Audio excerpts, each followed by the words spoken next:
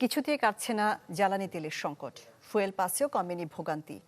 আজও চট্টগ্রামের বেশিরভাগ ফিলিং স্টেশনে ছিল না তেল, ফলে যেসব স্টেশন খোলা ছিল সেগুলোতেও ছিল গ্রাহকদের দীর্ঘ সারি, সাথে সীমাহীন ভোগান্তি।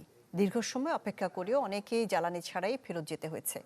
আবার অনেক ফিলিং স্টেশনে তেল আসবে এমন খবরে আগে থেকেই ভিড় করেছেন গ্রাহকরা। একই অবস্থা খুলনাতেও 3 থেকে 4 ঘন্টা রোদে দাঁড়িয়ে থাকতে হচ্ছে সবাইকে।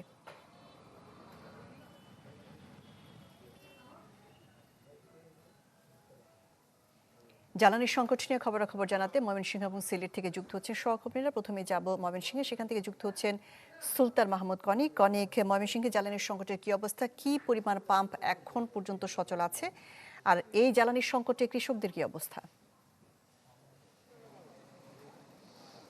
শাহনাজ, বলে রাখি যে ময়মনসিংহ জেলায় 63টি ফিলিং স্টেশন রয়েছে এবং এই সমস্ত ফিলিং স্টেশনে চাহিদা, যে পরিমাণ চাহিদা বাড়ছে সেই তুলনায় আসলে জ্বালানি কিন্তু সরবরাহ করতে পারছেন না। যদিও যারা পাম্প মালিকরা আছেন তারা অনেকে আমাদের কাছে বলেছেন যে একটা সময় যখন তাদের চাহিদা ছিল কম, তখনও কিন্তু এভাবে এত পরিমাণ চাহিদা কিন্তু তখন থাকতো না। তবে এখন বর্তমানে চিত্রটি সেটি আমরা এই মুহূর্তে সরাসরি একজনের সাথে কথা বলতে চাই। আপনার পাম্প কি বন্ধ আছে কিনা, আর কি পরিমাণ চাহিদা এখন প্রতিদিন আপনারা পাচ্ছেন? আমি যে বিগত সময় তেলটা দিয়েছি, আমি 18,000 তেল পেয়েছিলাম। একদিনে প্রায় 17,000 তেল শেষ, সকাল 8টা থেকে 5টা পর্যন্ত দিয়ে। এরপর আমরা কোনো রকম আরও তাদের চাই, বন্ধ করতে গেলে আমাদেরকে অবরোধ করে রাখে আর ঘুরেই তেল নিয়ে যায়। মোটরসাইকেলগুলি শুনতে কথা শোনে না, নিয়ে আসে তেল ভরে আবার চলে যায়, আবার একই মোটরসাইকেল একাধিকবার চলে আসে। এই হলো সমস্যা।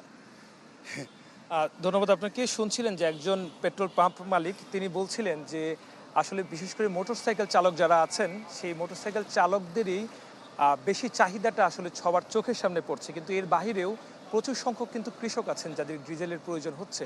সেই জায়গায় কিছুটা সংকট, কিছুটা ঘাটতি কিন্তু রয়ে যাচ্ছে এবং অনেক জায়গায় চাহিদার তুলনায় সেই পরিমাণ জ্বালানি কিন্তু সরবরাহ পাচ্ছেন না। যদিও জেলা প্রশাসনের পক্ষ থেকে প্রত্যেকটি পাম্পে ট্যাগ অফিসার নিয়োগ দেওয়া হয়েছে এবং ফুয়েল কার্ডেরও ব্যবস্থা করা হচ্ছে। তো সর্বোপরি একটি শৃঙ্খল অবস্থার মধ্যে যেন যায়, সেই বিষয়টি যারা পাম্প মালিকরা আছেন তারা কিন্তু বলছেন। পাশাপাশি মোটরসাইকেল চালক যারা আছেন তারা বলছেন তাদের ভোগান্তিটি সবচেয়ে বেশি হচ্ছে, কেননা ঘন্টার পর ঘন্টা তারা লাইনে দাঁড়িয়ে থেকে তারা যে পরিমাণ চাচ্ছেন তার তুলনায় খুব কম পরিমাণ তেল তারা পাচ্ছেন। সেই জায়গাটি যেন খুব দ্রুত সমাধান হয়, এটি তারা প্রত্যাশা করছেন।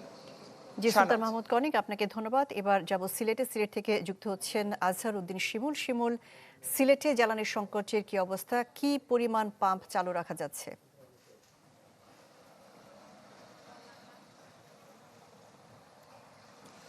শাহনাজ, দেখুন, দেশের অন্যান্য জায়গায় আসলে যেভাবে আমরা দেখছি যে তীব্র গরমের মধ্যে দীর্ঘ লাইন, সিলেটে কিন্তু এরকম আসলে দীর্ঘ লাইন যখন থেকে সারা দেশে জ্বালানির সংকট তখন থেকে কিন্তু আমরা আসলে লক্ষ্য করিনি। আমরা আসলে এখন যে পাম্পে আছি সেই পাম্পে কিছুক্ষণ আগে এখানে 4টি যানবাহনে তারা আসলে জ্বালানি তেল সংগ্রহ করেছেন এবং পেট্রোল পাম্পের যিনি মালিক রয়েছেন তার সাথে আমরা লাইভ শুরুর আগে কথা বলেছি। তিনি বলছেন যে তাদের কাছে যে মজুতকৃত অকটেন, ডিজেল, পেট্রোল তিনটি আছে, তবে যারা গ্রাহকরা আসছেন তারা সবাইকে আসলে দেওয়ার চেষ্টা করছেন বলে জানিয়েছেন। তবে পূর্বের নেই আসলে যেভাবে কোনো গ্রাহক 10 লিটার অকটেন চাইলেই তারা যেভাবে দিতে পারতেন, এখন কিন্তু তারা আসলে সেভাবে দিতে পারছেন না। তো তারা বলছেন এটা আসলে আনুপাতিক হারে তারা জ্বালানি তেলগুলো আসলে দিচ্ছেন।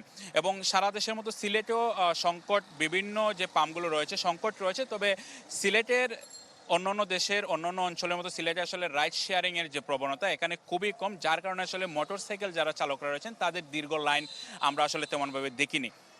এবং আমাদেরকে আসলে জানানো হয়েছে যে সিলেট মেট্রোপলিটন পুলিশের পক্ষ থেকে একটি গণবিজ্ঞপ্তি ইতিমধ্যে জারি করা হয়েছে। যখন দেশে জ্বালানি সংকট শুরু হয় তারা বলছেন যে যেসব মোটরসাইকেল চালকরা রয়েছেন তারা যাতে জ্বালানি পায় সেজন্য তাদের লাইসেন্স থাকা বাধ্যতামূলক করেছে। এবং আপনি জানেন যে দেশের বিভিন্ন জায়গায় এই সংকট যখন শুরু হয় তখন অপ্রীতিকর ঘটনা ঘটতে থাকে।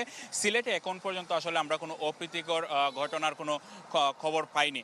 এবং আমরা যে পাম্পে আছে এখানে আসলে যারা আসছেন জ্বালানি পাচ্ছেন, নিশ্চয়ই এখন দেখছেন একজন গ্রাহক আসছেন, তিনি নিশ্চয়ই অকটেন বা ডিজেল সংগ্রহ করবেন, তিনি কিন্তু সেই পরিমাণ পাচ্ছেন। আমরা একটু কথা বলবো, একজন আঙ্কেলকে পেয়েছি যে জ্বালানি কি পাচ্ছেন আপনার? আলহামদুলিল্লাহ 400 টাকা।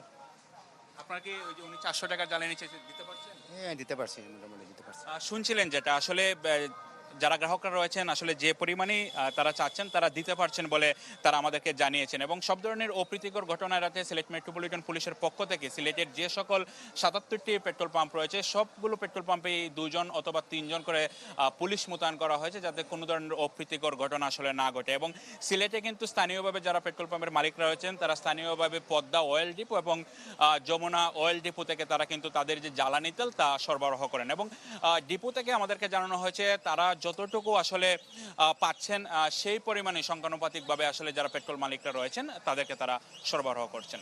শাহনাজ।